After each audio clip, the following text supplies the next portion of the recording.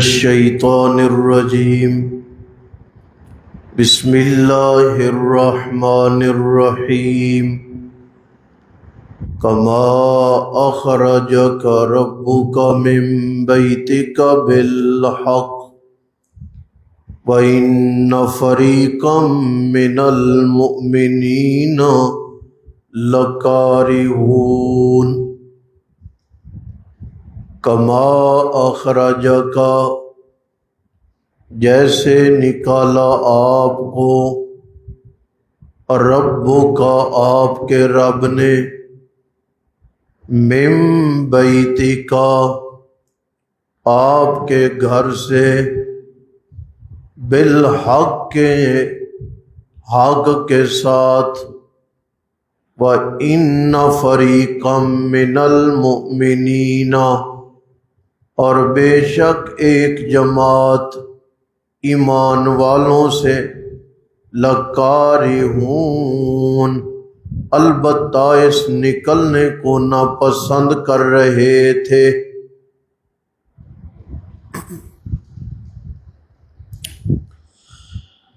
گزشتہ دو سبقوں میں بدر کی لڑائی اور غزوے کے متعلق میں چند باتیں ذکر کر چکا ہوں۔ آج پھر ایک حصہ میں ذکر کروں گا، اس کے بعد ہم یہ آیات اپنی ترتیب سے پڑھیں گے اور درمیان میں آنے والی باتوں کو بیان بھی کریں گے۔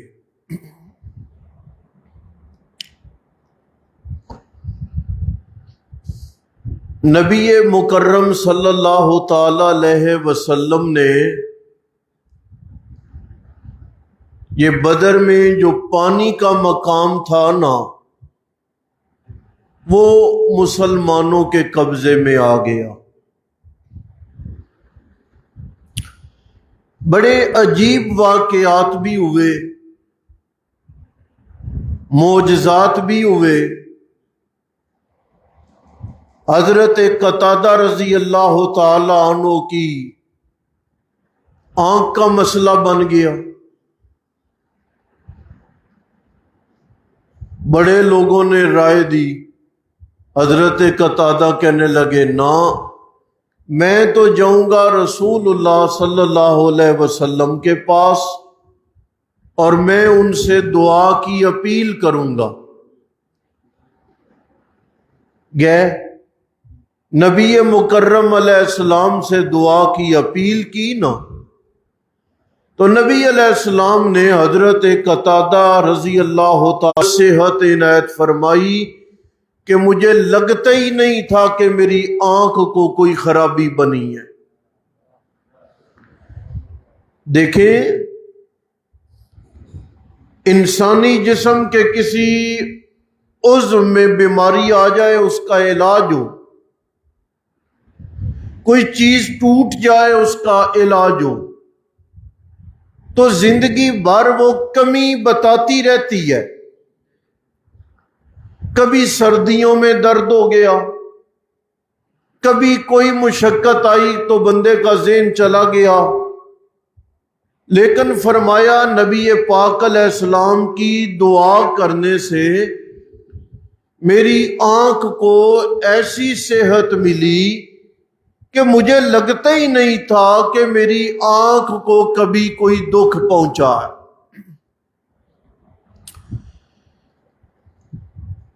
اسی بدر میں یہ بات بھی بڑی عجیب ہو گئی کہ دو بچے حضرت معاذ اور معوذ رضی اللہ تعالی عنہما، حضرت ابن مسعود رضی اللہ تعالیٰ عنہ فرماتے ہیں کہ میرے پاس آئے نا تو مجھ سے پوچھا، چچا جان ابو جہل کدھر؟ میں نے اشارہ کیا اس کی سواری پر، وہ بیٹھا ہے، وہ اس کی سواری ہے۔ چپ کیسے گئے اور سواری کی ٹانگوں پہ تلوار ماری۔ اسی مارکے میں ابو جال بھی مارا گیا۔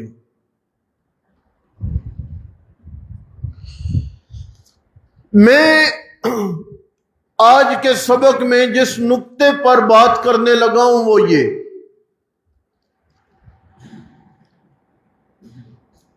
کہ بدر میں جب جنگ ختم ہو گئی اور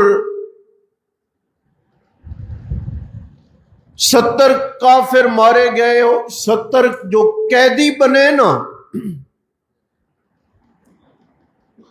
ان کے متعلق فرمایا کہ جو خود کھانا ہے وہ ان کو کھلانا۔ یہ اسلامی تمدن ہے، یہ اسلامی تہذیب ہے۔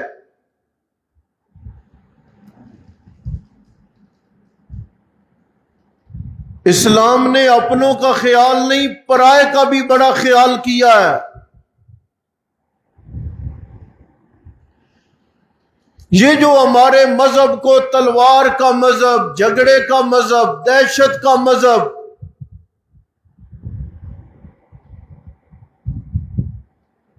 جو زبان میں آیا اسلام کے بارے میں کہہ دیا جاتا ہے نا،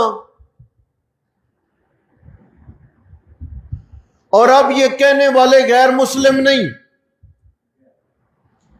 ہمارے مسلم تجزیہ نگار ایسے ہی ہے، جنہوں نے دین کو پڑھا نہیں، دین کو سمجھا نہیں، اپنا اپنا کمرہ بنایا، کیمرہ رکھا، اور کوئی شے ملی نہیں، تبصرے کیے دین پر۔ ان کو یہ خبر ہونی چاہیے کہ اسلام میں جتنی تہذیب، تمدن اور شائستگی ہے نا،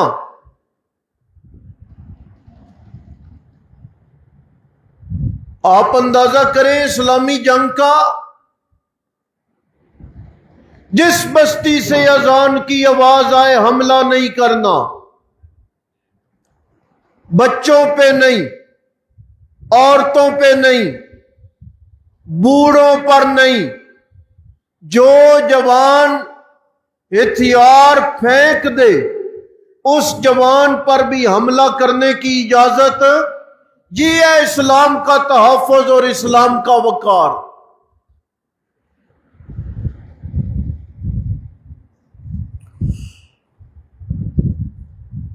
اور نبی علیہ السلام نے جس وقت قیدیوں کے متعلق فیصلہ ہوا نا کہ فدیہ دیں اور آزاد ہو جائیں،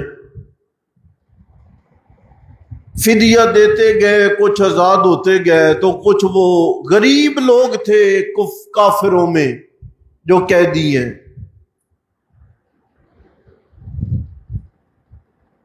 ان کافروں نے جنہوں نے فدیہ دینا تھا دے لیا، جو غربا تھے پیسہ نہیں نہ دے سکتے، انہیں کیا کہا گیا؟ ہر بندہ تم میں سے ہمارے 10 بچوں کو لکھنا پڑھنا سکھائے۔ ہمیں تانا دیتے ہو کہ تم تعلیم یافتہ نہیں ہو، ہمیں کہتے ہو کہ یہ مذہبی لوگ تعلیم کے مخالف ہیں۔ کس نے کہا؟ جنہوں نے سارے سکول کالج ٹھیکے پہ دے دیے۔ ایسے ہی ہے۔ کبھی آپ نے دیکھا ہے کہ ہم نے اپنا مدرسہ ٹھیکے پہ دیا ہو؟ بارکیف یہ ہمیں تعلیم کا طعنہ دینا کہ یہ جو مسلمان ہیں، یہ جو مولوی لوگ ہیں، یہ جو مذہبی لوگ ہیں، یہ تعلیم کے خلاف ہیں، یہ پڑھنے لکھنے کے خلاف ہیں، بتائیں نبی پاک صلی اللہ تعالی علیہ وسلم نے فرمایا تمہیں آزادی ملے گی، ہمارے 10 بچوں کو تم نے لکھنا بھی سکھانا ہے اور پڑھنا بھی سکھانا ہے۔ ہم تو بانی ہیں تعلیم کے،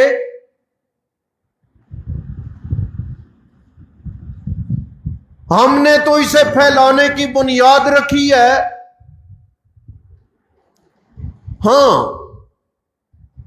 اس تعلیم کے ہم مخالف ہیں کہ ایک کرسی پہ جوان لڑکا اور دوسری کرسی پہ جوان لڑکی بیٹھی ہے، اس خباثت کے ہم منکر ہیں، اور اس بے حیائی کو تعلیم کے نام پر فروغ دیا جا رہا ہے، جس بے حیائی کو اس کی حمایت کرنے کے لیے ہم تیار نہیں ہیں۔ ہونی چاہیے یونیورسٹیاں، پڑھنے والی بھی بچیاں ہوں اور پڑھانے والی بھی خواتین ہوں۔ ہونی چاہیے یونیورسٹیاں، پڑھنے والے مرد اساتذہ ہوں، پڑھانے والے اور پڑھنے والے نوجوان بچے ہوں۔ آپ کو کوئی بندہ تعلیم کی مخالفت کرتا نظر نہیں آئے گا، اور اگر آپ اپنی بہن کو، اپنی بیٹی کو اس یونیورسٹی میں بھیجتے ہیں تو پھر آپ اسلامی وقار کو نقصان پہنچانے میں اپنا کردار ادا کر رہے ہیں۔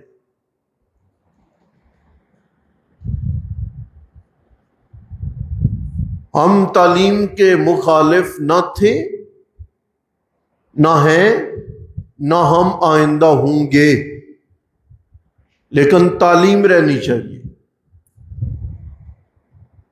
جو اسلام نے حد بندی کی ہے، جو اسلام نے قیدیں لگائی ہیں نا، بحیثیت مسلمان ان کا تحفظ کرنا چاہیے ہمیں۔ پھر یہ تعلیم مبارک ہے، پھر یہ تعلیم عمدہ ہے۔ اور اگر ایسا نہیں،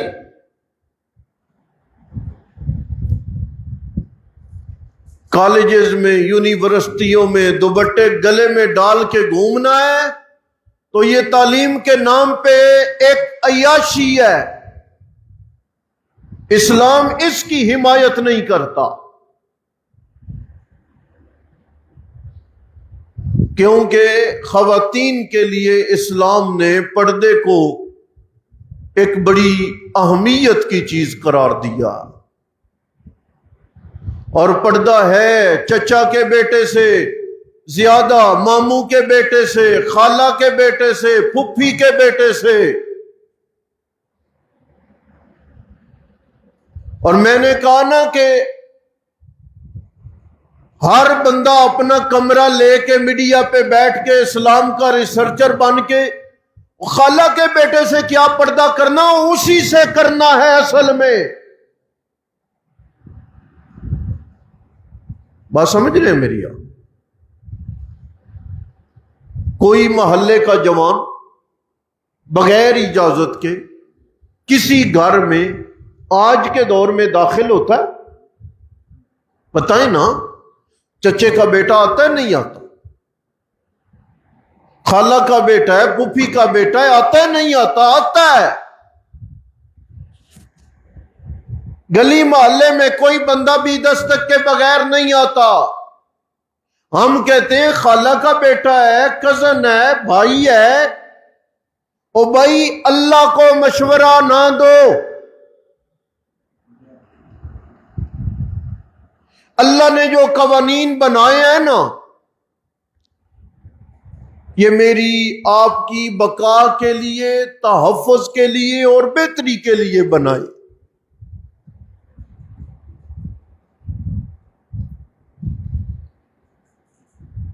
اسی لیے خاتون کو یہ بولا گیا ہے کہ یہ احتیاط کرے، اتنی پردے کی پابندی کرے، اتنا خیال کرے کہ یہ بجنے والے جو زیورات ہیں، چوڑیاں ہیں، جن کی آواز پیدا ہوتی ہے ان کے زیورات کی آواز بھی دوسرے آدمی کے غیر محرم کے کان میں نہیں پڑنی چاہیے۔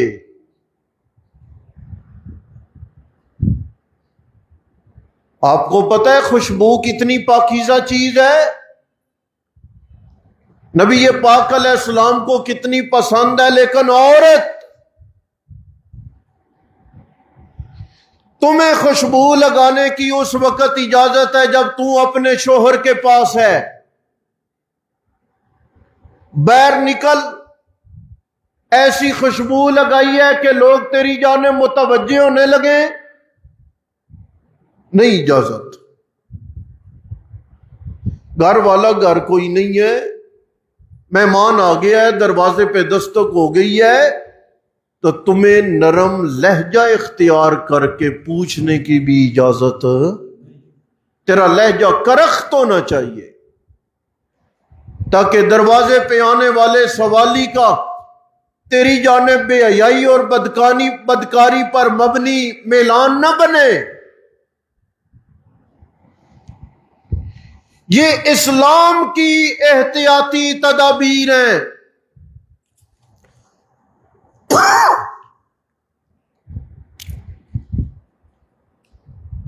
حکومتیں کروا سکتی ہیں۔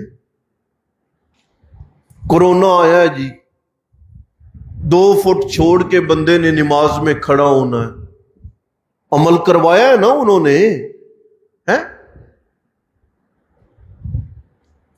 ویکسین لگوانی ہے جی، کارڈ بننا ہے تب آپ سفر کریں گے، عمل کروایا ہے نا انہوں نے، نہ 100% صحیح، 50% تو کروایا ہے نا۔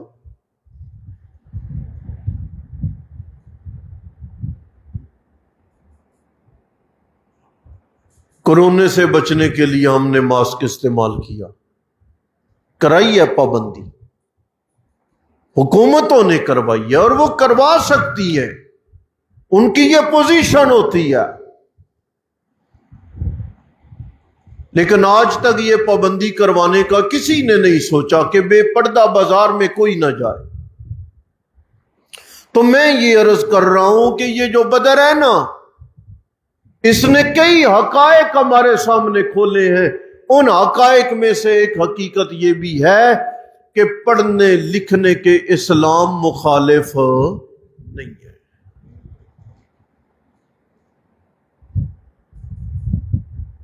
بلکہ اسلام تعلیم کے نام پر اسلامی ثقافت کو تبدیل کرنے کے مخالف ہے۔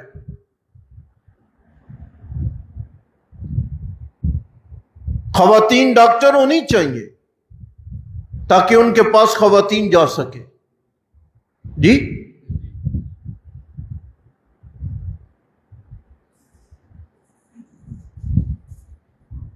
تاکہ خواتین کو مردوں کے پاس جانے کی ضرورت نہ پڑے۔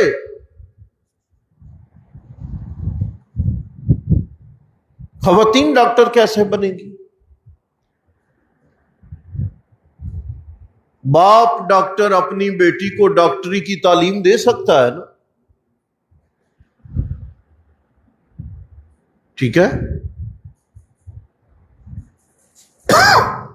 اگر آپ کوشش کریں گے تو کوئی بھی کام ایسا نہیں ہے کہ جسے ناممکن قرار دے دیا جائے۔ کل انشاءاللہ ان آیات پہ بات کریں گے جی۔